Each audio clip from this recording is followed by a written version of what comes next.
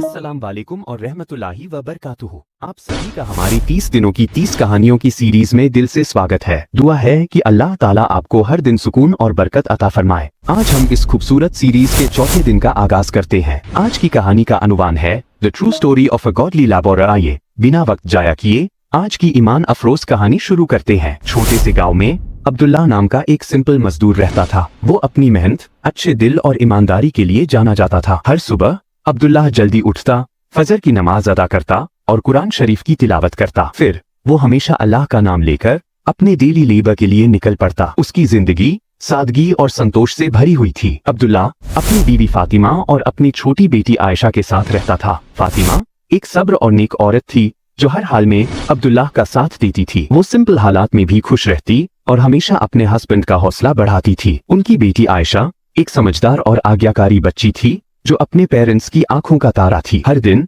अब्दुल्ला अलग अलग काम करता था। कभी वो खेतों में काम करता, कभी कंस्ट्रक्शन साइट्स पर ईंटें उठाता और कभी लकड़ियां काट कर बेचता। उसकी मेहनत के निशान उसके हाथों पर साफ नजर आते थे, सख्त और जख्मी, पर उसने कभी शिकायत नहीं की। उसके दिल में हमेशा अल्लाह पर भरोसा और सब्र था। एक दिन गांव में एक बड़ा मर्चेंट आया। वो अपने गार्डन के एक पुराने कुएं को साफ करने के लिए लाबोरर्स की तलाश कर रहा था जो कई सालों से सूखा पड़ा था। मर्चेंट ने अनाउंस किया कि जो भी इस कुएं को साफ करेगा उसे अच्छी वेजेस दी जाएगी। अब्दुल्ला ने तुरंत ये चैलेंज एक्सेप्ट कर लिया क्योंकि उसे अपनी बेटी के इलाज के लिए पैसे चाहिए थे। कुआं बहुत गहरा था और मिट्टी और पत्थरों से भरा हुआ था। अब्दुल्ला ने पूरे जोश के साथ अपना काम शुरू कर दिया। सुबह से शाम तक वो मिट्टी खोदता, पत्थर हटाता और कुएं की सफाई करता। गांव वाले उसकी मेहनत को देखकर हैरान होते और उसे दुआएं देते। कई दिनों की लगातार मेहनत के बाद अब्दुल्ला ने आखिरी मिट्टी भी निकाल दी। अचानक कुएं से ठंडा और मीठा पानी बहने लगा। खुशी के आंसू उसकी आंखों में आ गए। उसने अल्लाह का शुक्र अदा किया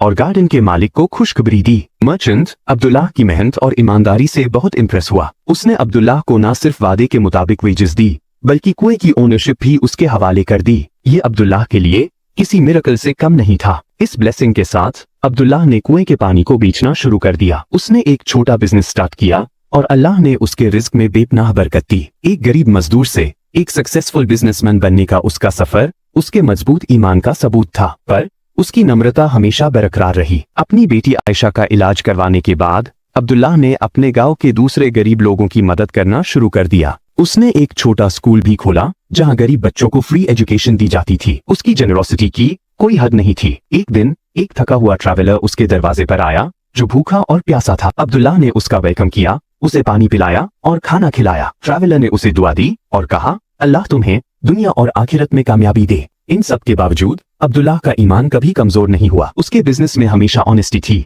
और उसने कभी किसी जरूरतमंद को खाली हाथ वापस नहीं किया। उसका कुआं अब सिर्फ पानी का सोर्स नहीं बल्कि अल्लाह की रहमत का एक खजाना बन चुका था। टाइम गुजरता गया और अब्दुल्ला के हालात और भी बेहतर होते गए। उसने अपने घर को सुधार लिया, अपनी बेटी को अच्छी एजुकेशन दिलाई और अपनी बीवी के साथ एक पीसफुल लाइफ बिताने लगा। लेकिन उसका दिल हमेशा अल्लाह की मोहब्बत में डूबा रहता था। एक साल गांव में बहुत बुरा ड्राउट पड़ गया। गांव के सारे कुएं सूख गए, सिर्फ अब्दुल्ला का कुआं बहता रहा। दूर दूर से लोग उसके पास मदद के लिए आए और उसने अपने कुएं का पानी सबके लिए खोल दिया। उसकी जेनरोसिटी से इम्प्रेस्ड होकर गांव के लोगों ने उसे अल्लाह वाला कहना शुरू कर दिया। इतनी सक्सेस के बावजूद अब्दुल्ला हमेशा हम्बल रहा। वो अक्सर कहता, ये सब अल्लाह का करम है, मैं तो बस उसका एक छोटा सा बंदा हूँ। उसने अपनी जिंदगी को अल्लाह की रजा के लिए वक्फ कर दिया। अब्दुल्ला की कहानी हमें सिखाती है कि मेहनत, सब्र, ईमानदारी और अल्लाह पर भरोसा हमेशा इंसान को सच्ची कामयाबी और इज्जत दिलाते हैं। उसकी लेगेसी आज भी एक रोशनी की तरह है जो बताती है कि अगर दिल में नियत साफ हो तो अल्लाह हर मुश्किल को आसान कर देता है। अगर आपको हमारी यह अमेजिंग स्टोरी पसंद आई हो